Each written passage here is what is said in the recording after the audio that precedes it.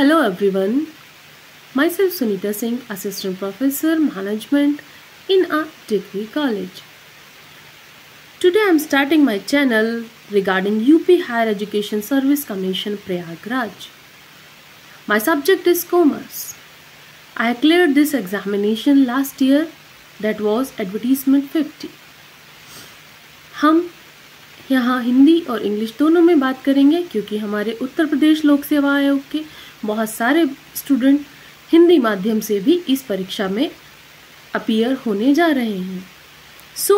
किसी भी एग्ज़ाम को देने से पहले उसका पहला पार्ट होता है उसके सिलेबस को जान लेना। आज हम केवल और केवल अपने सिलेबस के बारे में जानकारी प्राप्त करेंगे। हमारा सिलेबस, हमारा सब्जेक्ट कोड है 68। हमारे सिलेबस का फर्स्ट यूनिट है business environment and international business. Business environment में हम जानेंगे concept and element of business environment, economic environment, economic systems, economic policies जिसमें हमारा मॉनेटरी और फिस्कल पॉलिसीज दोनों आएंगे। पॉलिटिकल एनवायरनमेंट हम जानेंगे जहां गवर्नमेंट का रोल जानेंगे। बिजनेस के लीगल एनवायरनमेंट को जानेंगे जहां हम consumer protection act, FEMA, social cultural factors. इसी तरह हम पूरे बिजनेस एनवायरनमेंट और इंटरनेशनल बिजनेस का अध्ययन करेंगे। उसके बाद हमारी सेकेंड यूनिट आती है जो है अकाउंटिंग। जैसा कि इस एग्जाम में अपीयर होने वाले सभी विद्यार्थी एमकॉम और नेट कॉमर्स है, लेकिन इसमें आपके एडिशनल सब्जेक्ट के साथ मैनेजमेंट को ऐड किया गया है, तो जिन्होंने मैनेजमेंट में नेट किया है उनके लिए भी अकाउंटिंग नया नहीं है। यहाँ अकाउंटिंग की बहुत ही बेसिक इंफॉर्मेशंस को पूछा गया है, जिसको यदि हम स्टेप बाय स्टेप कंप्लीट करेंगे then we will go through the syllabus and definitely I am assuring you all that we will be able to do that. Now we will come on the business economics. It is also an important part. आपने चाहे BCom किया हो, MCom किया हो, MBA किया हो, आपने net के समय बिजनेस इकोनॉमिक्स को बहुत अच्छे से पढ़ा है। हमारा सिलेबस कहीं ना कहीं हमारे नेशनल एलिजिबिलिटी टेस्ट के साथ में मिलता जुलता सिलेबस है। उसके बाद हमारा बिजनेस फाइनेंस आ जाता है। इसमें भी हमारी बेसिक एनालिसिस ही है बिजनेस फाइनेंस की। उसके बाद हमारी यूनिट 5 आती है। यूनिट 5 में हमारा business statics, research methods. Research methods क्यों ज़रूरी है? आज एजुकेशन बदल चुकी है, आज टीचिंग पैटर्न बदल चुका है। We have to go through the global scenario. अब ऐसा नहीं है कि पुराने ज़माने में मास्टर जी जो हुआ करते थे आज भी वो होंगे। हमें बदलना है।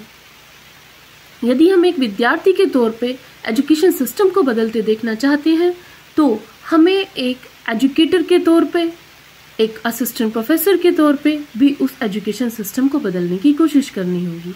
वहीं रिसर्च मैथडोलॉजी, जो रिसर्च मेथड्स हैं वो काम करते हैं और उसके इफेक्ट्स हमारी टीचिंग पर दिखाई देते हैं। Now comes to the business management and human resource. Human resource किसी भी कंपनी की बात अगर हो तो ह्यूमन रिसोर्स उसका सबसे इम्पॉर्टेंट रिसोर्स होता है। So here we will talk about human resource management.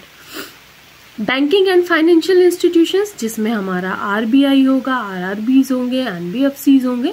All financial institutions will be included in that. Then we will go through the marketing management. As I have told you before, the subject is basically related to your NET preparation.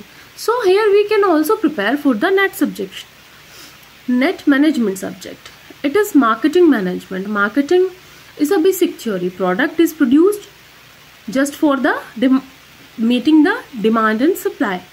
Now we'll come through the legal aspects of business.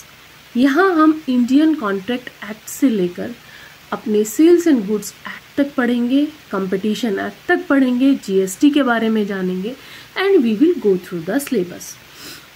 Now comes our 10th unit, that is income tax and corporate tax planning. Tax planning किसी भी संस्था के लिए, किसी भी organisation के लिए बहुत ज़रूरी होती है और उसी के बारे में हम इस पूरे सिलेबस के बारे में जानेंगे। यह मेरा पहला वीडियो है। आपका सपोर्ट होता है, आपकी रिस्पॉन्स अच्छा आता है, then I will go through my next video. Business environment के वीडियो के साथ में मैं जल्दी ही आपके सामने आऊँगी। Till then, like and subscribe my video. Thank you all.